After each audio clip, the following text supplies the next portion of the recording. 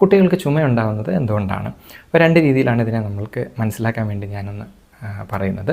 ഒന്ന് upper respiratory ട്രാക്റ്റും lower respiratory ട്രാക്റ്റും. ഇപ്പോൾ ശ്വാസകോശവും അതുമായിട്ട് ബന്ധപ്പെട്ടിട്ടുള്ള ഏരിയയും ലോവർ റെസ്പിറേറ്ററി നമുക്ക് പറയാം. മൂക്ക് മുതൽ അതുവരെയുള്ളൊരു ഏരിയ നമുക്ക് അപ്പർ റെസ്പിറേറ്ററി ട്രാക്റ്റ് എന്ന് പറയും. കുട്ടിക്ക് സാധാരണ ഒരു ജലദോഷപ്പനി വരുന്നു, മൂക്കൊലിപ്പ് തുമ്മലൊക്കെ ഉണ്ട്, അതിൻ്റെ കൂടെ ചുമ വരാം. കിടക്കുമ്പോഴത്തേക്ക് മൂക്കിൽ നിന്നുള്ള സെക്രീഷൻസ് മൂക്കൊലിച്ച് വരുന്ന പുറത്തേക്ക് വരുന്നതിന് പകരം തൊണ്ടയിലോട്ട് ഇറങ്ങുമ്പോൾ അത് ശ്വാസകോശത്തിലേക്ക് പോകാതിരിക്കാൻ വേണ്ടി ബോഡിയുടെ ഒരു പ്രൊട്ടക്റ്റീവ് ആയിട്ടുള്ളൊരു റെസ്പോൺസാണ് ചുമ ഉണ്ടാക്കുക. അപ്പോൾ ചുമയ്ക്കുമ്പോഴത്തേക്ക് ശ്വാസകോശത്തിലേക്ക് സെക്രീഷൻസ് പോകില്ല, പക്ഷേ ചുമച്ച് പുറത്തേക്ക് പോകും. അതൊരു ചെസ്റ്റ് ഇൻഫെക്ഷനൊക്കെ വരാതിരിക്കാൻ കുട്ടിയെ ശരിക്കും അത് ഹെൽപ്പ് ചെയ്യുന്നൊരു കാര്യമാണ്.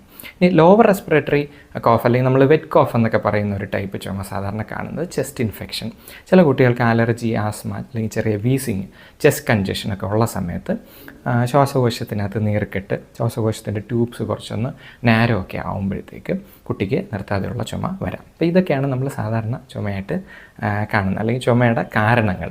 പിന്നെ തൊണ്ടയ്ക്കകത്തൊരു ഫോറിൻ ബോഡി, നമ്മൾ ഫുഡ് കഴിച്ചു, ചില സമയത്ത് നമ്മൾ ശ്രദ്ധിച്ചിട്ടുണ്ടായിരിക്കും, ചോറൊക്കെ കഴിക്കുമ്പോഴത്തേക്ക് അറിയാതെ ഒന്ന് തൊണ്ടയിലോട്ട് ഇറങ്ങുവാണെങ്കിൽ ശ്വാസകോശത്തിലേക്ക് നമ്മൾ ശ്വാസം എടുക്കുന്ന സമയത്ത് അകത്തേക്ക് പോയി കഴിഞ്ഞാൽ നല്ലൊരു ചുമ വരും. അപ്പോൾ ഇതൊക്കെ നമുക്കൊരു പ്രൊട്ടക്റ്റീവ് റെസ്പോൺസാണ് ബോഡിയുടെ. ശരിക്കും പറഞ്ഞാൽ ചുമ ഒരു നല്ല കാര്യമാണ്. പക്ഷേ ചില സമയത്ത് കുട്ടികൾക്ക് നിർത്താതെ ചുമച്ച് ഛർദ്ദിക്കും. അപ്പോൾ ഇങ്ങനെയൊക്കെ ഉള്ളപ്പോഴത്തേക്ക് അത് നമുക്ക് വലിയ ബുദ്ധിമുട്ടുണ്ടാക്കും. നമ്മൾ ഹോസ്പിറ്റലിൽ പോകും, കഫ് സിറപ്പ് ചോദിക്കാറുണ്ട്.